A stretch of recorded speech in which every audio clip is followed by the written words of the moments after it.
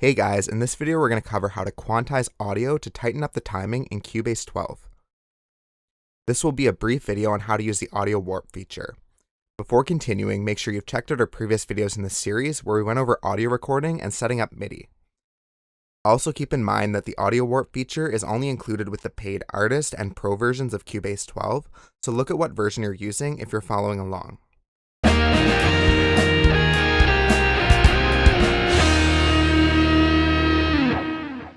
For these techniques, it's going to work best if you're using a track with a lot of dynamics between the notes, meaning there's a lot of level differences between the start and trailing points of the waveform, as that gives us something to lock onto. This will work great for things like drums and bass, but not so much for things like piano or a strummed acoustic guitar.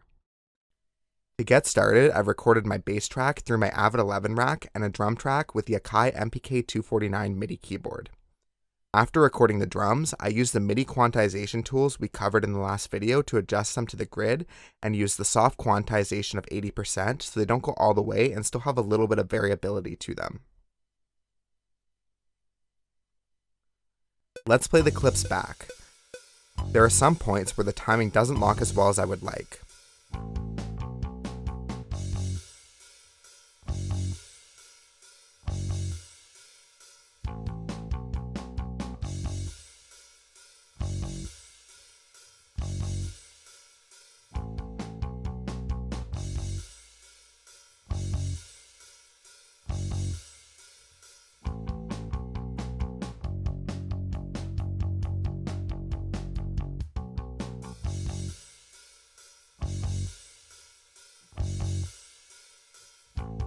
There's a few ways that Cubase 12 allows us to fix this.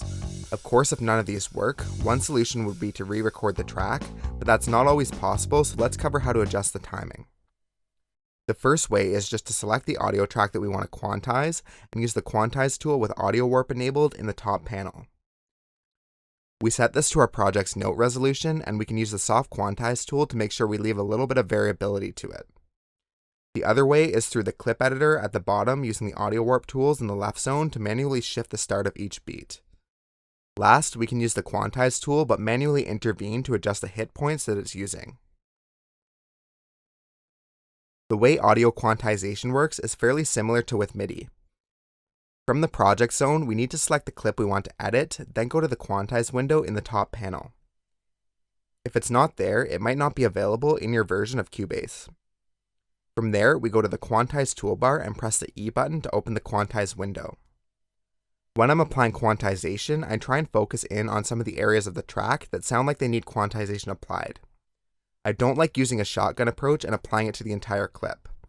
Although it can make certain parts sound better, it can just as easily make other parts sound worse that were already good.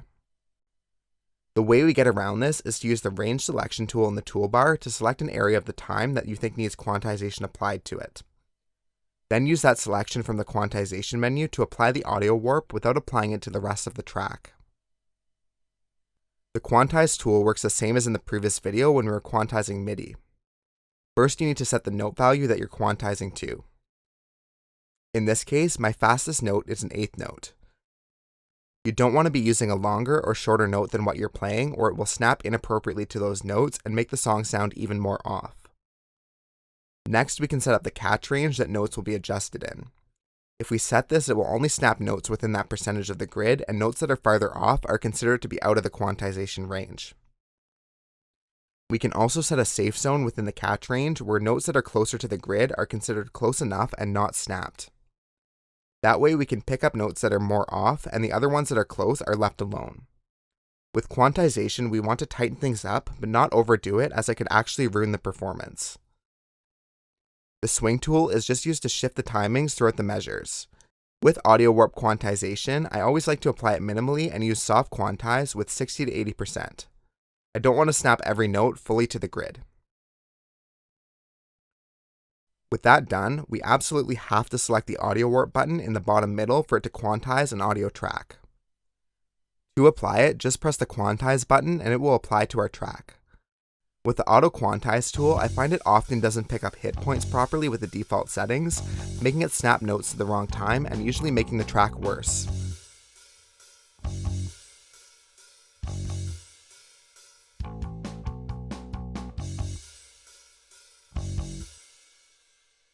Another way we can adjust the timing of our recordings is with the free warp tool. To access this, we need to click on our audio clip to activate it. Then in the top right, make sure to open the bottom zone and the left zone so they're activated. From there, select the editor view in the bottom of the left zone. There we can use AudioWarp and select the free warp tool. The free warp tool is used to stretch and shrink certain areas of our audio track. All we do is click on a point on the waveform where our note is and drag it to the position we want. The problem is, now we're stretching everything on either side of the waveform note to get it in the right spot. To fix this, add warp points on either side of the note and then just add a warp point at the start of the note. Then we can adjust the note time and it will stretch and compress areas with reference to the other points without affecting the entire track. This works great in this case as there's just empty space around these notes. The last way we're going to quantize the audio is an adjustment on the last techniques we used. We can use the AudioWarp quantization tool in the top panel, but adjust it a little bit more manually to make sure we tell Cubase 12 where all our notes are.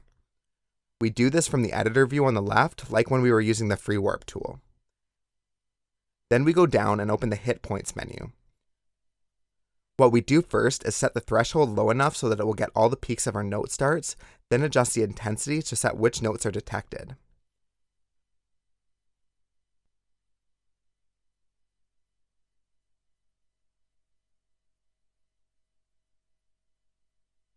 We can then use the Edit Hit Points tool on the left to manually select hit points and lock them so that they won't disappear based on the threshold or intensity changing. To do this, I switched the Audio Editor tool to the Draw mode since I had trouble when starting with the range selector, and then use the Edit Hit Points button in the left zone. Now I can click the top of a diamond along the timeline to lock the hit points and move it in time. With the hit points locked, they will turn blue, and we can also click and drag on them to move them to the start of each note on the waveform. Make sure the hit points line up with the waveform and not the grid, because it's the hit points that we want to move and the waveform that we want to snap to the grid once we quantize. If we need to disable a hit point, we can just click it twice to remove it. Only the hit points with the vertical line over the waveform are detected, and the rest of them are disabled. To add a hit point manually, just hold down the Alt key on the keyboard while in the Edit Hit Points mode, and click to a point on the audio clip where you want it to be added. You can also hold down Shift and click on a hit point in this mode to delete it. I'm just going to go ahead and add hit points to the beginning of this clip for now, but if you're doing this for your track, you may want to add hit points for the entire track if you plan on quantizing all of it. I'm also doing this quite quickly, so if it's an important track, make sure to spend as much time as you need to get it perfect.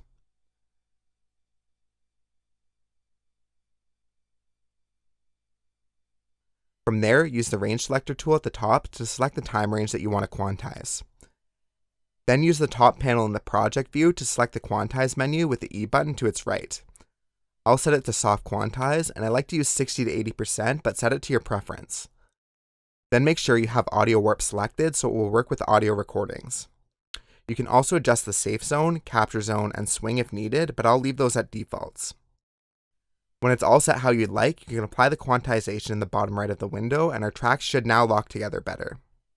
Then you can just play it back to see if it's an improvement and make any changes as needed.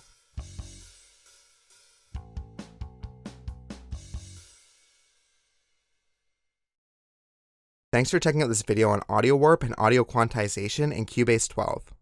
If this video helped you out, don't forget to give it a like, subscribe to the channel, and press the bell icon to get notifications whenever a new video is released. You can also check out the video description for links to social media accounts to keep up to date on all our new content.